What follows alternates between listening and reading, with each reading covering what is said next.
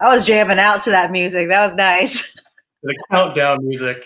What's going on, everybody? We are live, and this is Chinese Wrestling Sit Down, where we sit down with wrestlers and personalities from within and out of China that has made an impact in the Chinese pro wrestling scene. We get a more in-depth look into who they are and their unique stories as our prime focus features here on Chinese Wrestling Sit Down. I am Leung, and I am back once again. First Chinese Wrestling Sit Down of 2021.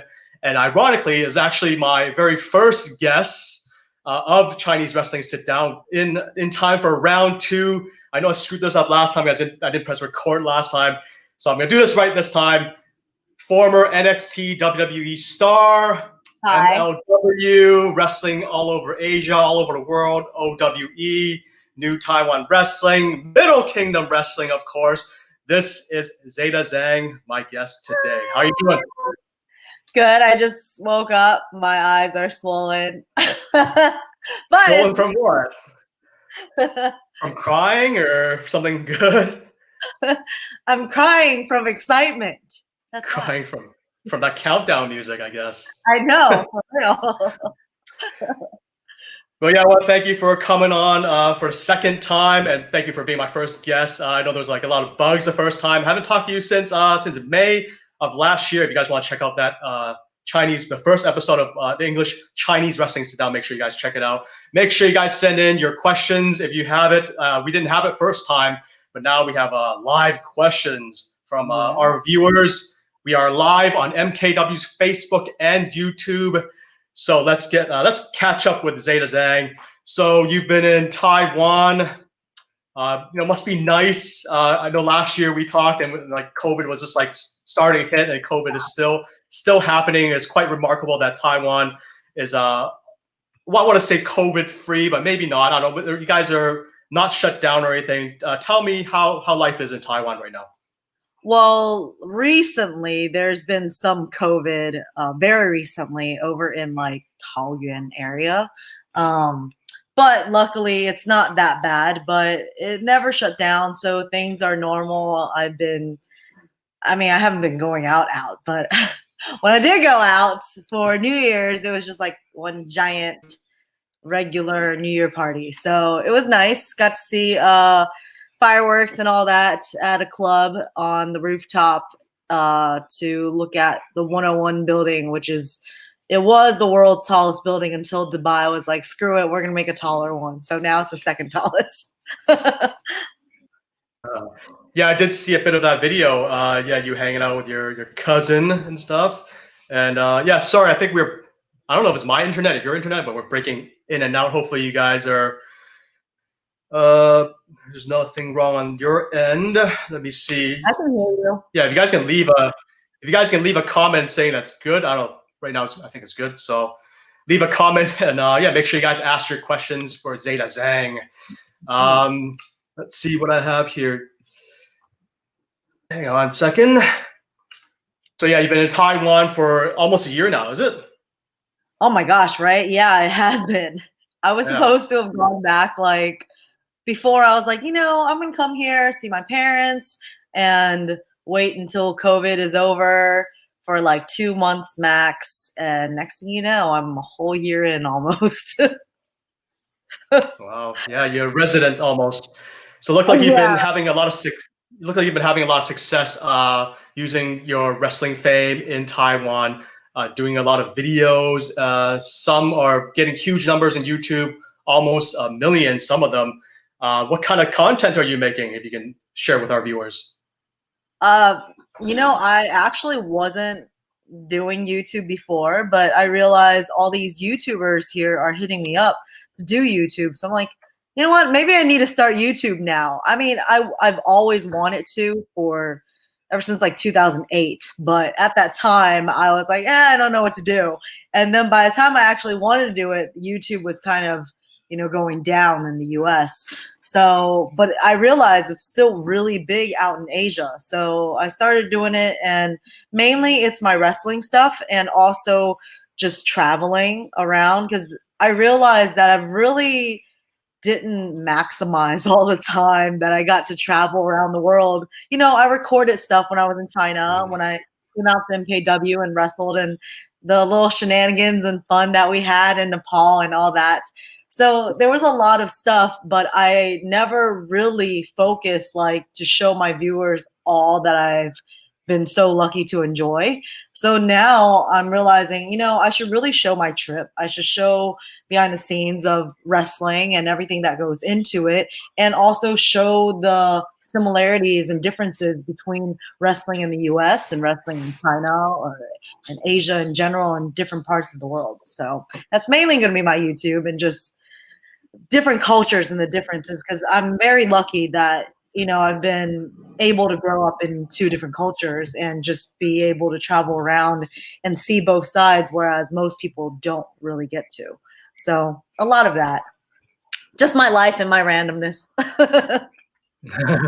Random Avengers of Zeta. That could be your channel name. So, what do you enjoy about collaborating with also other social media stars, and which content creators have been some of your favorites? I really only started like 2 months ago, and so I worked with this guy Mongduo, which is like really well known here in Taiwan, but he's a Japanese like taekwondo champion. He was supposed to like be in the Olympics, and then he got injured, so he ended up going into acting and stuff, and ended up coming out to Taiwan and being on all these talk shows.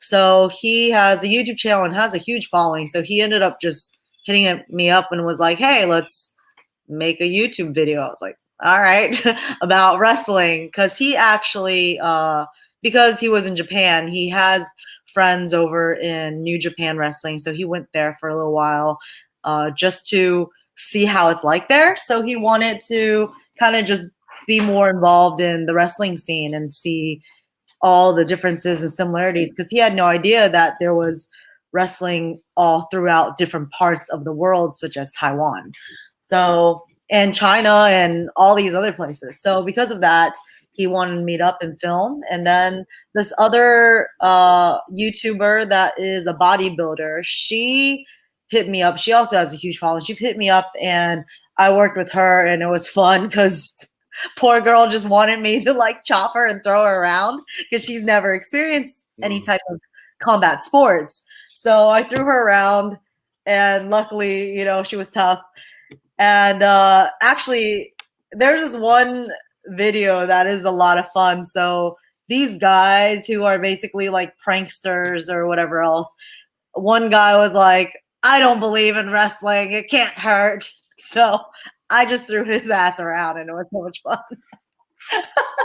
And we were like, How much? you know, he was How much all of that like, was How much was that was pro wrestling? How much was that was your MMA side when you threw him around? well, you know, a lot of my pro wrestling, I incorporate MMA in there. So I legit threw him around, and he didn't know anything. And I told him, I was like, you know what? It's really dangerous that you don't know anything, have no training. You don't even know how to like break fall properly.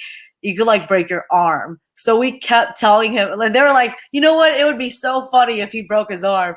And I, you know, they were down for it. And I was really thinking about just really throwing him. And if he breaks his arm, I mean, he already knew what the consequences were. He learned his lesson, I guess. The wrestling is could be quite real. Yeah, he did, because he was gonna just go into it, but then he ended up getting scared because he started talking to other people, and they're like, "Yeah, it's really dangerous if you do that." And so he got scared, and he started training a little bit just to like have a break fall. And then we ended up changing it a little bit, and we were gonna have a match, but it didn't happen. We just ended up like I just threw him around at the end. So luckily he's fine. So he didn't end up breaking anything, or? No, luckily he did not. Oh. Although part of me was like, you know, if you really want to break your arm, I mean, I'm okay with it. If you're okay with it, if you sign something saying you won't sue me, sure, I'm okay with it. But yeah, we ended up doing that, so that was a lot of fun too. But now he knows. You actually asked him if he wanted his arm broken. Is that for real? No, we told him, we're like, if you don't know how to fall properly, naturally instincts of people when they fall, they reach backwards. So they end up breaking their arm because they reach back. But you're taught not to do that in wrestling. So you learn how to break fall properly. And you do that with MMA and martial arts also. It's the same. So he doesn't even know how to break fall. So we told him, if you're going to do this, you could really risk breaking your arm. And because he was like, what's the worst that's going to happen? I'm like, break your arm. And then we started laughing about it. And he got really scared and was like, you know what? Maybe I should learn some break falls. Well, it's more than just breaking your arm. You could just flat out land on your head or something, break your neck too. Yeah, So, well, you know, luckily I wasn't going to throw him in any type of super dangerous way, but I was just going to take him down where he could definitely starve. gotta tuck your head, right? So you don't Tuck kill your head. yourself. But hasn't been all about collaborating videos in Taiwan, right? You've actually wrestled, right? You wrestled for NTW, New Taiwan Wrestling. So how did that come about? I wrestled for them when I went on my first Asian tour in Asia. They were my first stop because my family's out here. So I stopped by there before I went over to China and MKW and stuff. So they already knew of me when I came out before, and then they ended up just bringing me back since I'm here. So, and you know, it's nice to be able to get some wrestling in this year, considering, or last year, 2020, considering all this COVID going on. So I'm lucky I can at least do some wrestling. And they have like a loyal fan base, luckily, but they are all over Taiwan. So the fans vary depending. We have like house shows. I've done some house shows. We did one big show back in like October or something. And that was like a huge turnout. There was like 4,000 or 5,000 people there. So that was like a nice turnout. But the smaller shows, you know, it's just to do it for the local fans and practice. Nice. I don't know if you'll break it out there, but yeah, make sure you guys send in your questions for Zeda Zhang. And yeah, we'll answer those in a bit. We are live on MKW's Facebook and YouTube. All right, let's see. Sorry, hang on a second. So you've been performing in front of thousands of people in Taipei and also in front of smaller, more intimate settings in the NTW match shows. What is it like to work without an actual ring, like you know, on mats and stuff? Tell me about that experience. You know, it's different. I had to think about some stuff. Luckily, because of my grappling and MMA background, when I first started doing wrestling, most of my stuff didn't require ropes because you don't use ropes in MMA. So it was okay. But then as time went on and I started, you know, getting more into my pro wrestling side, I started adding a lot of moves. A lot of my moves require some rope stuff. And without it, I ended up having to adjust to make it work. And so thinking about that was kind of strange at first, but I realized that it's just going back to my roots of amateur wrestling and jiu-jitsu and MMA. So it was all right. It wasn't too bad. I do prefer having ropes, but it's the venues. It's really hard to get certain venues out here because it has to get approved by the government and all that. And a lot of the ceilings just aren't high enough. So you can't fit a whole ring in there. So because of that, we end up having to just use a mat. But like the bigger show, that one with the 4,000 or 5,000 people, it was outside. So we were able to use a ring and ropes, which was nice. So it's different, but having to adjust is, you know, part of the game, because especially wrestling all over the world, every ring is different. Or even if they have a ring, some of them don't even have a ring. Like, but the ones that do have a ring, every ring's different. And then sometimes you won't even get a ring and you just have to adjust. So how many shows have there been within the last year for NTW during COVID, I guess? Um, I think there's been like It's like every few months, or has it only been like a few? I think it was like every 2 months there was a show. There was at least 6 to 7 shows. I didn't go to all of it because some of them were like down south and they were far away. So I didn't get to go to all of it, but some of it I went to. I went to at least like four.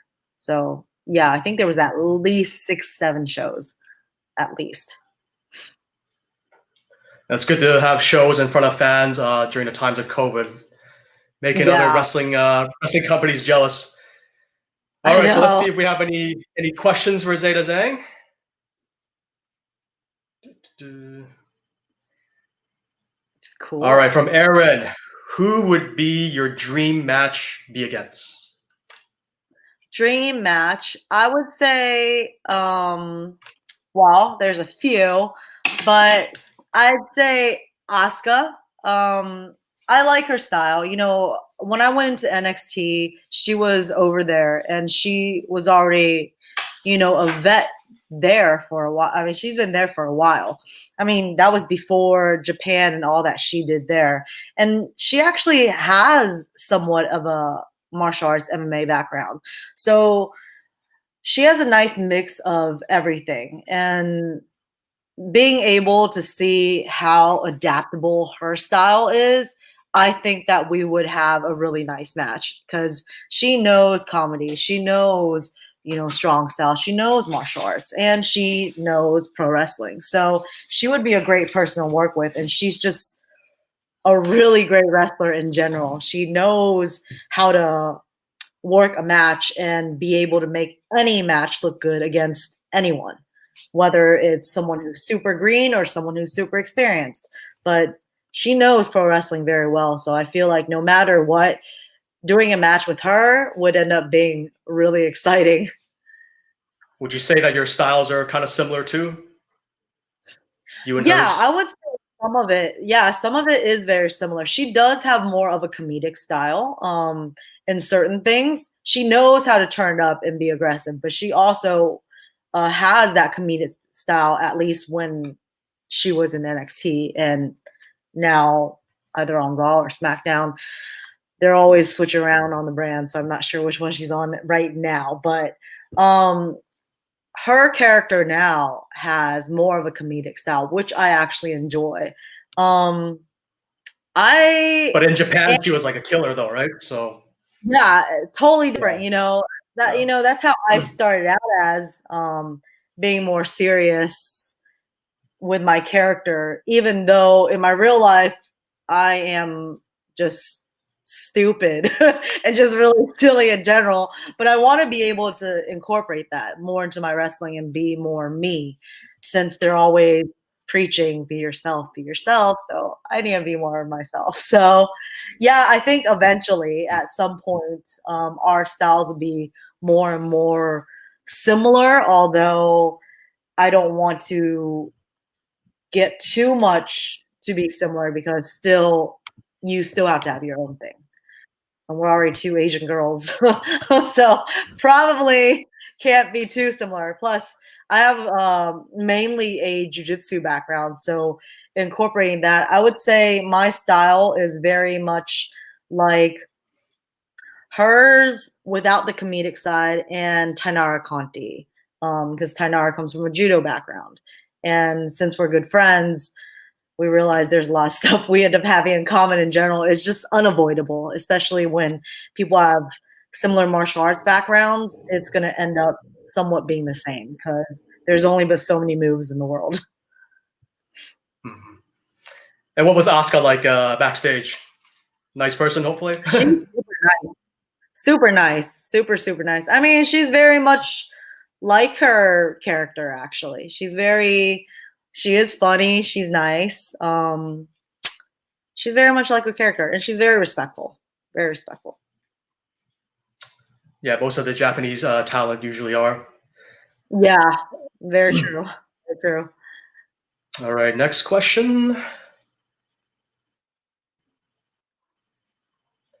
From the boss Yeah. himself, you said there's a COVID outbreak in Taiwan right now. What kind of numbers are you looking at? Can't be worse than where I No. am, anyways. Yeah, it's not much. In total of all of 2020, they were at like, well, I don't know about this recent one. When I got here back in March, they were at like 204. There was like 204 people. And it never got out. It wasn't an outbreak. It was just they caught people at the border, and then when they were quarantining, they found out that this person had COVID, but it never actually spread. So there was a total of 204. But then since then, I think we're at like 778 now or something. 778. And most of that came a couple months ago because of a lot of the foreign workers that were coming into Taiwan, and they all brought in a lot of COVID. Luckily, it has not spread at that time, but this recent one that I literally heard about 2 days ago, there's some in Taoyuan Airport, which is like kind of close to Taipei. I don't know what the numbers are, but luckily it's not like too bad right now. Hopefully it stays okay. But with how they are treating things out here, I think it'll be fine. It's just a matter of tracking everyone down and making sure that they all quarantine. And they're very strict about that out here. Very, very strict. Yeah, it's good to be strict. I mean, you said 700 in total. Like we're getting that per day right now, I think, here in Vancouver area. Yeah, like I think it's like 778 or something last I saw. That was last week, I think, when I saw that. I think there are some more questions. Keep the questions coming. I think, what time is it over there? We're at the same time, right?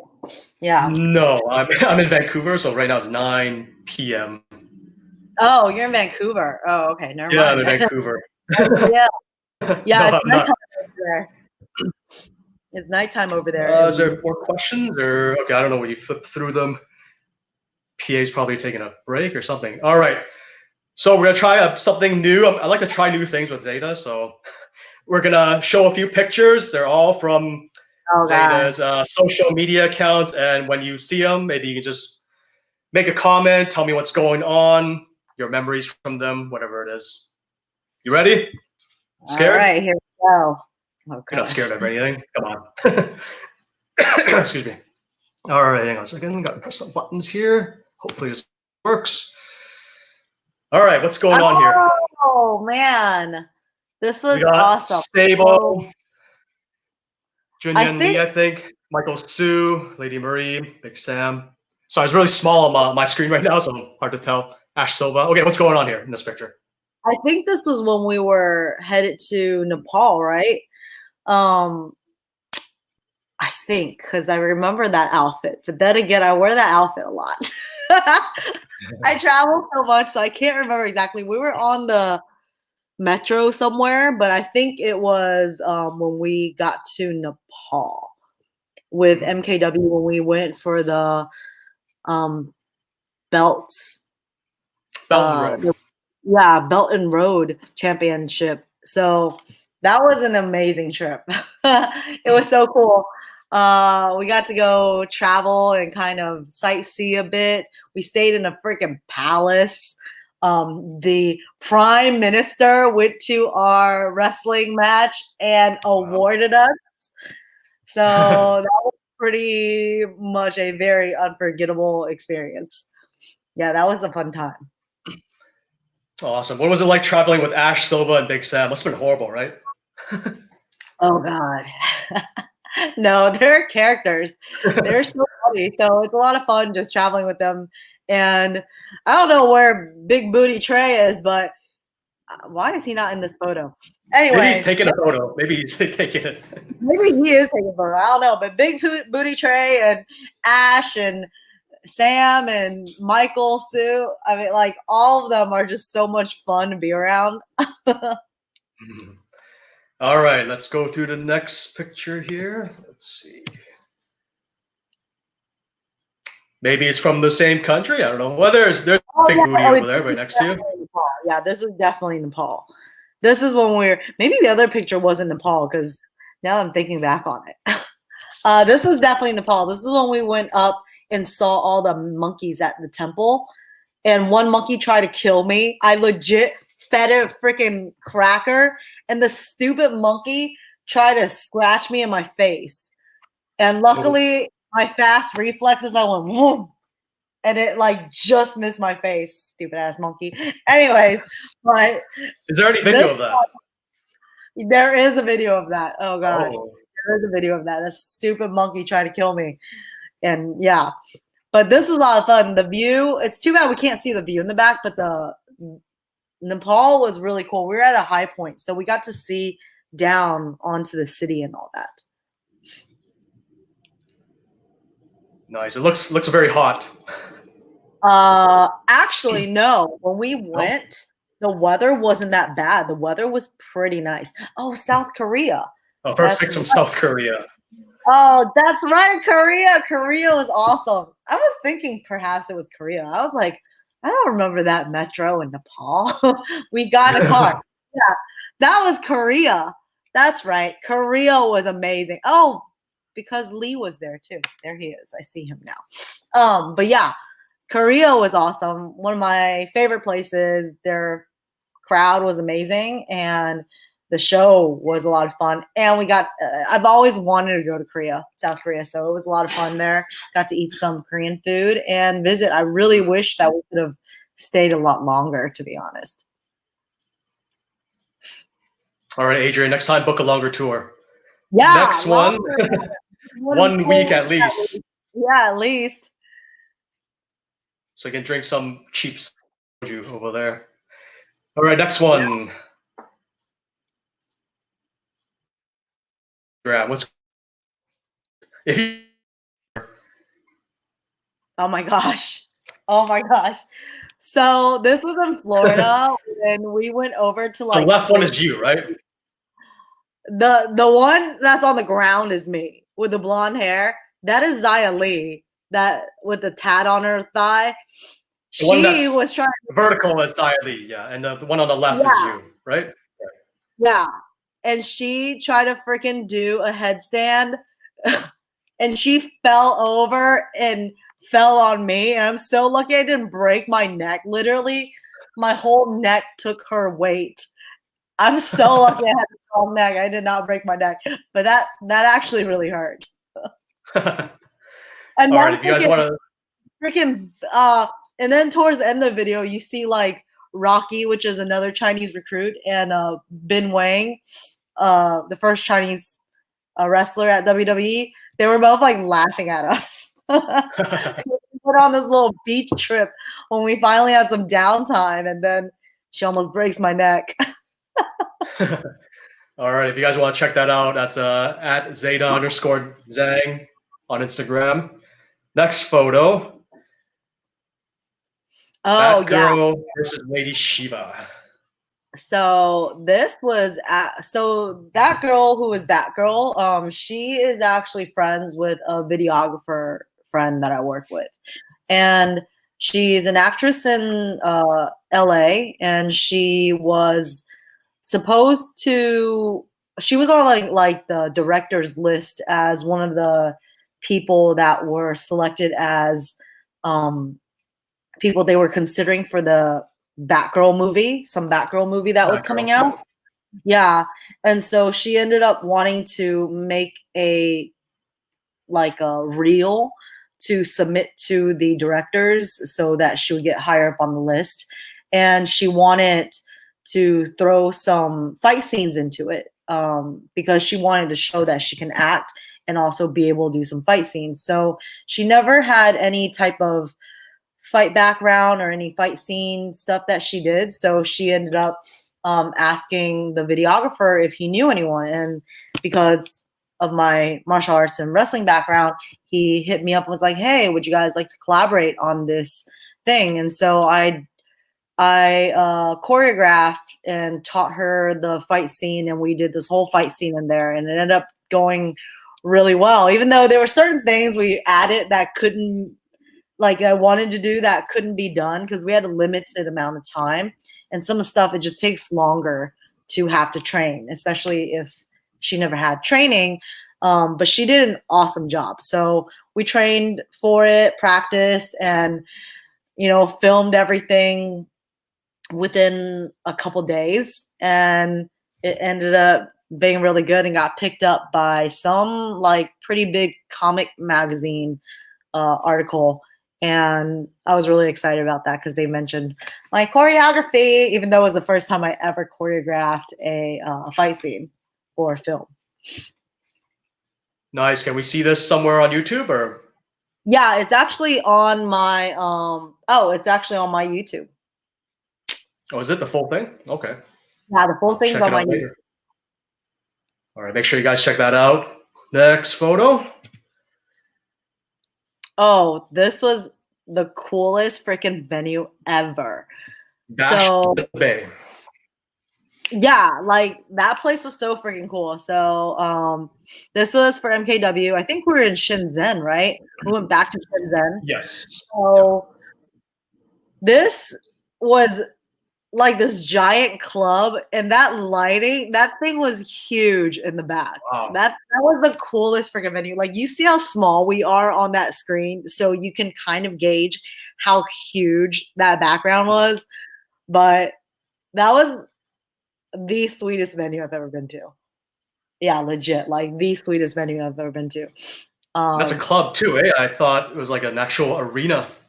Yeah, Looks so pro. Like that venue, yeah, that's actually the best venue I've ever been to. Even like NXT TV tapings weren't like that nice. That one was super nice. So yeah, we went over there. It was all this, like a bunch of people there, and wrestled against Raylan, and it was a fun match. And then my knee popped out during the match because this was about a month and a half after my ACL injury. And I was like, screw it, I'm going to wrestle anyways. And we had such a safe match. But for some weird reason, when I took her drop kick, I didn't even do the drop kick. I took her missile drop kick and my knee popped out. And it was so freaking painful. It popped out, but I had to keep going. So I definitely remember that night. Well, it just shows how tough you are. And yeah, I think Raylan actually said the same thing, that it was like a pretty awesome venue. Yeah, amazing. Like, so cool. All right, next photo. A girl attempting what looks like to be a rear naked choke on you, and you looking not very enthused there. I picked this one actually, so. That's so funny. Yeah, so that is Hot Emma. She's like this big YouTuber out here. So she hit me up to do a video, and that was when she wanted to see what it felt like to be thrown around for jiu-jitsu and MMA and them pro wrestling stuff. So I was teaching her how to do a rear naked choke. And she and yeah, I was just like staring off thinking, is she getting this? And I'm just like waiting. I'm like, okay, now I feel it. So that was my, is she getting this? Yeah, I love that facial reaction there. And just for the record, that is not how you apply to rear naked, right? That looks like it needs to be like a meme. I look so unenthused. I can send it to you after if you want. Yeah. All right, that video is on Zeda Zhang's YouTube. Make sure you guys check that out. Next one. Once again from your YouTube. And I know it's an action shot, so it's like I'll just let everybody know. So you're getting chopped by a bunch of butcher blades, I guess, if you want to call it. Butcher knives. Yeah. Good thing you have a towel on. So what's going on here? This was legit. So you are smiling, so I was like smiling, but also kind of scared at the same time because those were legit knives. It was like, I mean, it wasn't super sharpened, but it was actual legit knives that had a blade and everything. It's like getting one of those like replica knives to collect and stuff. It's an actual blade, but it's just more dull. This is some ancient Chinese like knife massage therapy. It dates back to like the Tang Dynasty or something, and then it got brought over to Taiwan back when it was like Formosa or something, and then it got popularized in Japan, and then it got repopular back into Taiwan. So that type of massage therapy, there's a bunch of them all over Taiwan. I think it's one of the last few places in the world that still does that. Like you'll find it in rural parts of China probably, and in Japan, and then in Taiwan. So I went over there and did not know what to expect. I was thinking, okay, this thing can't be real knives really, but it actually is. And when Did it they show you how sharp the knives were? Maybe they cut some fruits or something. Did they do that? No, luckily, it wasn't that sharp, but it was still kind of sharp. So when it like they put the blanket on me so that way it doesn't like go directly into my skin, because with the thicker blanket on, when they hit my skin, it felt like someone was gonna cut you, like when you get cut, but right before your skin opens up, it has that burny feeling after it's been fully cut open. But it's like it hits your skin right before the burny feeling happens. I don't know if So that any makes marks sense. on your body afterwards, or No, luckily, no, there isn't. But it actually felt really good because of the blade. It's thinner, so it's able to get into like the crevices over your muscle and certain parts that a finger can't get in. So it actually felt really good. I would definitely go back. really? So Yeah, I would how definitely. much was the massage cost per hour versus like a regular massage Um, in Taiwan? I think for 30 minutes it was about like $28 or something. And then for like an Like Taiwanese hour, dollars or US dollars? US dollars. Oh, US Yeah. dollars. Okay. Yeah. Taiwanese, yeah, I did the calculation and I still think in US dollars. So I calculate everything. I still think in US dollars. And then for an hour, which I think I did 45 minutes actually. I did 45 minutes and it was about $45. It was like $1 a minute pretty much. Not bad. Yeah. Which is cheaper Well, as long than as it feels good, right? I don't know. yeah. It felt good and it was interesting and it was cheaper than the US massages, but regular massages are way cheap. They're literally like $30 for an hour. Alrighty. Next one. So it's another action shot. So here is from your YouTube again. So that you're punching a man. I guess the human punching bag here. Oh yeah, that was What's going when on here? I punched him and he ended up getting caught on fire and no, I punched it. So this is actually a common thing that is done in MMA. Where I remember back when I trained in MMA, our partners would punch us in the stomach while we did sit-ups. Sit-ups, right? Yeah, it's supposed to help get your abs stronger because it's the same idea of your muscle tissues breaking down and having to regrow again and become stronger. So it's the same idea, and it's to make sure you keep your muscles tight at all time. So he was basically hanging after he was done working out, and I decided to punch him in the stomach, but I punched him really hard because I was like, he can handle it. He's a really good boxer. He's actually my cousin's friend, and he's one of the top boxers there, just as a hobby. Actually, there's actually a lot of people in Taiwan who have really good striking. Boxing, since it's been there for the longest, and then later Muay Thai. So Muay Thai and boxing are really big in Taiwan. So we were training one day, and then I was like, all right, this is the end of the training, and I'm just going to punch him really hard. So he gets his training in while I get my laughs in. Yeah, I saw that video. It was it was very short, so I wasn't sure what was going on. Maybe you guys explained it in Mandarin, but yeah, I didn't understand it fully. So I was like, "What's going on here?" So I thought I'd ask you. All right, I don't know how many more photos there are. Is that the last one? Oh yeah, that is the last one. All right, and that is the picture session with Zeda. I don't have a real name for it yet, but I'm sure I'll figure it out next time. Any more questions from my PA here? From James from YouTube, Zeda, what's your opinion of Becky Lynch, the man, the mom?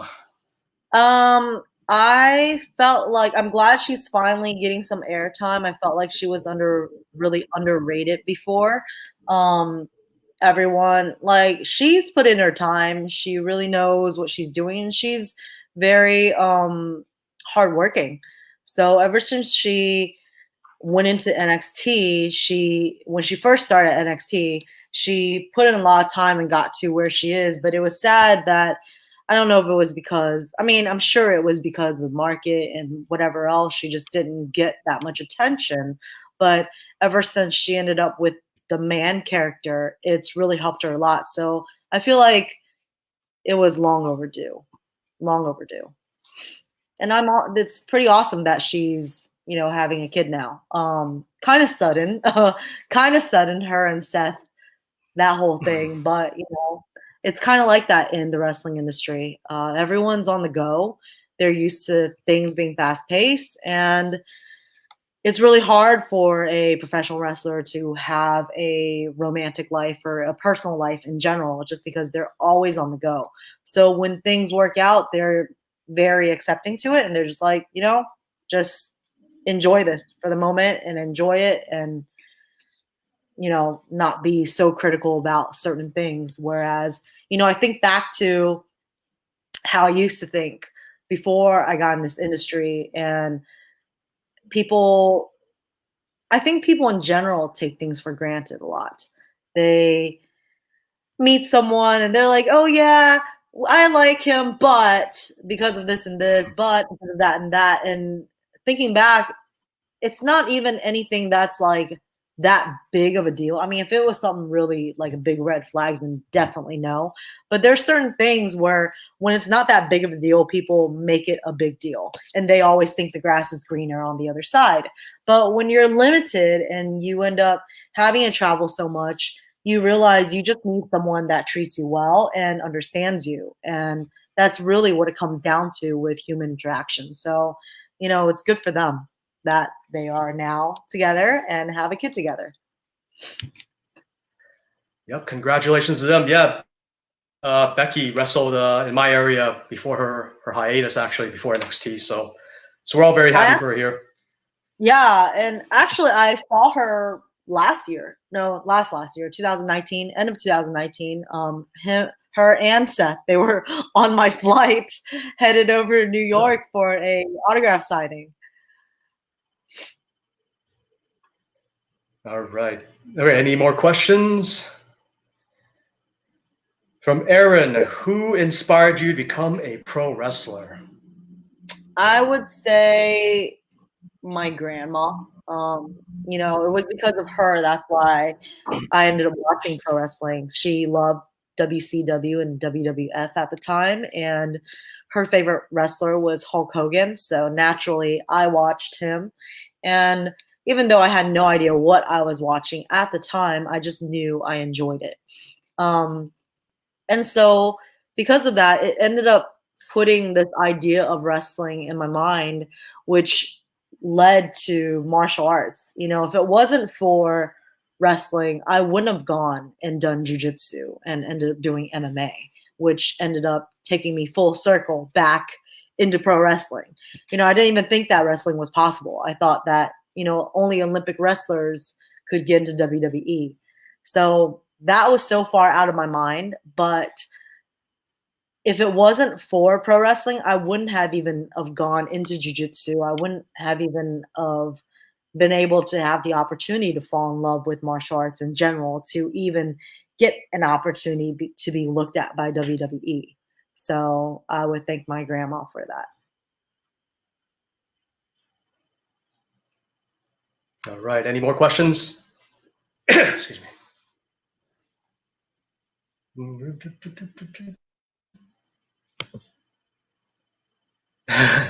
Andre Corbillo, how you doing, man? My English is perfect. Thank you. Well, I grew up in Canada, so Canada, eh? Thank you very much, Andre. Out? A boot. It's a boot. Even though I don't say a boot, it's a nasty stereotype. All right, James Wheeler from YouTube. How are you liking Xia Li's new character right now in NXT? Well, I don't know if you've been catching up with NXT in Taiwan, but basically Xia Li, yeah, they have a new Chinese group. Yeah. She told me about Boa, it. Yeah, with Boa, and she's like all ripped up now and all crazy. And how do you like that gimmick? I think it's good. I mean, we were talking about this before she switched over. She told me before she was going to switch into a heel character because they needed heels on TV. And I'm sure it had something to do with COVID, COVID going on. I mean, that's the reality of pro wrestling. Pro wrestling follows the market and follows politics and whatever is going on right now. And it was a smart move of WWE and Triple H when they had the talk about her switching her to a heel character. So it was about time, the storyline was that she was losing as a babyface. So eventually it's time to switch. And for them to go into that, it was kind of funny because I was talking about this character with my friend, one of my friends about in Chinese it's called jiangsi. It's like a zombie, Asian zombie character type of thing. It kind of has that vibe, which is a very well-known thing in the Chinese culture. So I think it's smart that she used that because more people can identify with it. So it makes it different, and it also makes it a little supernatural because I think a lot, even though wrestling has become more and more real and everyone wants to see the more realistic characters, and that's why they got the MMA people in there now. There's still a large amount of people who still love the Undertaker characters. And I think we're kind of going back into that. We're kind of lacking that. Yeah, I'm enjoying her new character. Out of everyone that was signed, I think it was like 7 Chinese people. I thought she had like the most potential. No offense to everybody else, but congrats. Congrats to her. Any more questions? Exclamation mark. That's not a question. All right. So we heard that you're actually going to come back to the United States soon. So want to give us a little preview of what you might be doing? Will you be wrestling? Or when will that be? Well, anything you share with us? I'm basically gonna come back probably around February. Everything's still kind of up in the air right now. My knee is still injured technically, but I've been doing PT on it, so I think it should be fine. I've been kind of doing some matches here and there with MTW, so I think probably okay, but I haven't really been able to test it out with because there's no ring, so I'm not really sure. I'm just kind of seeing what's out there. Whatever is available, I'm just going to take it, and when I get back, I'm going to be training a lot. So I'm going to be training at Anoki Dojo in LA and basically try and get back up to speed so that I can wrestle. But leaving myself open for whatever is out there. There's some opportunities that's came, but nothing's set in stone yet because it's hard to plan a schedule when I don't even know when I'm going to come back exactly. I was supposed to come back December, but things just kept getting pushed back. So we'll see. We'll see how things are going in February, maybe March. Is there a specific reason why you're going back to the States? Is this too long in Taiwan, or? Visa situation. I can't really work out here. I don't have a work visa. And on top of that, my flight that I paid for, it expires in 1 year. So at the year mark, which is March, I'm going to have to come back or I lose my ticket. So that's good part of the reason. reason. Yeah. And plus, I want to be able right? Yeah. And I mean, I got stuff that I have to get done in California and Florida. So when I get back, I'm going to go to California, get some stuff done, and then I got to go to Florida for a while. So there's a lot of stuff that I've pushed back. But, main thing is, I can do YouTube over here, but, I literally just started that. And luckily, I still have awesome fans in the US that's buying merchandise, and that's how I'm still getting an income. But the issue is not being able to work here. I can't officially work here. And all the TV companies that's told me to get on TV here, I can't get on there because of a work visa situation. So when I get back, I'm going to have to go apply for a Taiwanese citizenship. So that way I can be dual citizen and have both passports, because that's what my parents have. And it's been very helpful for a lot of things. Plus, I'm pretty sure that's going to be very helpful for me in the future, considering how COVID is right now. It's crazy because I remember when I used to travel and I tell people I'm from the US, everyone's like, wow, that's so cool. You're from the US. But now when I tell people I'm from the US, they're like, oh, how's the COVID situation? It's like totally different vibe. So I'm like, oh, maybe that's going to be the reaction for a few years to come when I travel anywhere. So, Yeah, the question of if you are vaccinated or not, I guess that would be yeah. the new thing to ask. Yeah. So I'm like, maybe I should have my options open. Plus, my family's over here, and the healthcare is awesome out here. And if I have a dual citizenship, I can go, get healthcare stuff done out here, which is nice. You talked about your great fans buying your merch. Where can we find your store? Actually, one of my friends, Jerry, asked where we can get a signed picture or something. I was like, okay, I'll ask her. Where can we find your merch and your other social media?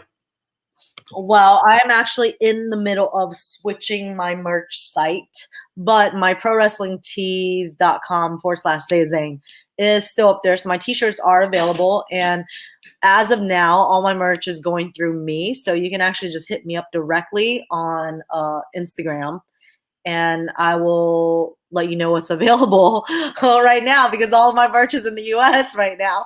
So I only have limited stuff out here, and I have some limited edition stuff that I have only in Taiwan. And yeah, your Facebook, the Zeda Zhang, Instagram, Zeda_Zhang, Twitter @the Zeda Zhang, and YouTube is Zeda Zhang, right? I hope that's right. Yeah, there's all this different. I realize all of these are different because stupid people who stole my name. Please do not. Please just, yeah. This is why I had to add the Zeda Zhang, because some mofo took it on Twitter. Damn you. Make sure you follow her on all those social media. And if you like me, make sure you follow me on Twitter @Leung. And make sure you follow all of Middle Kingdom Wrestling's social media, Facebook and Instagram. See, they're the same, right? Facebook and Instagram, MKW China. Yeah. YouTube is Middle Kingdom Wrestling, and Twitter is MKW Wrestling. Make sure you guys follow all of that. We just have the season finale of MKW Blast Off, so make sure you guys check that out. All right, we are wrapping up this interview. Thank you so much for being here today, taking your time to do this interview. Is there any more questions? Oh yay! Go see Fatai to you. Go see Fatai to you too, Alan. Few weeks. That's probably not toward me, so yeah. Well, thanks, Alan. Chairman, Alan. Any more questions? Okay, probably not. All right. So yeah, thank you very much for being on this interview. Can't wait to have you back in MKW Wrestling when the borders open up back in America. We have a lot of fans of mainland China who can't wait to see you come back. Anything you want to say to your mainland China fans?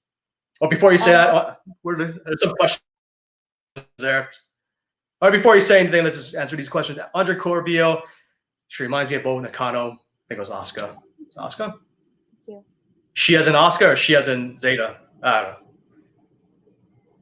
Bo Nakano. Yeah, she's actually quite pretty. So yeah, I was saying anything you want to say to your fans in mainland China. I can't wait to have you back in MKW. You can say something in Mandarin, English, both. 大家好，希望再看到你们在中国。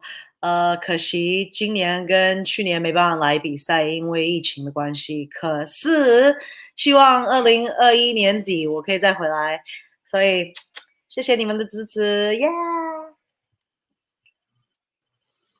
Whatever you said, I didn't understand. You said something like you can't wait to go back to China or something. I don't know. Anyways. Yeah, I said too bad I couldn't something come last year and the year before because of COVID, but I hope to come back around end of 2021. And thank you for all the love and support. All right, thank you everybody for watching us live on Facebook and YouTube. It will be up on the replay, so you guys can watch it anytime. Zeda, thank you for doing this one more time. I'm sure there's going to be a third 2022 or maybe this year, who knows. Good luck with going back to the States. And yeah, good luck with everything. Good luck with the knee. Thank you everybody for watching. Thank you, Zeda. See you guys next time, okay? Thanks, Al. Bye. Yeah, bye. Wave. Did I press it? Oh, there we go.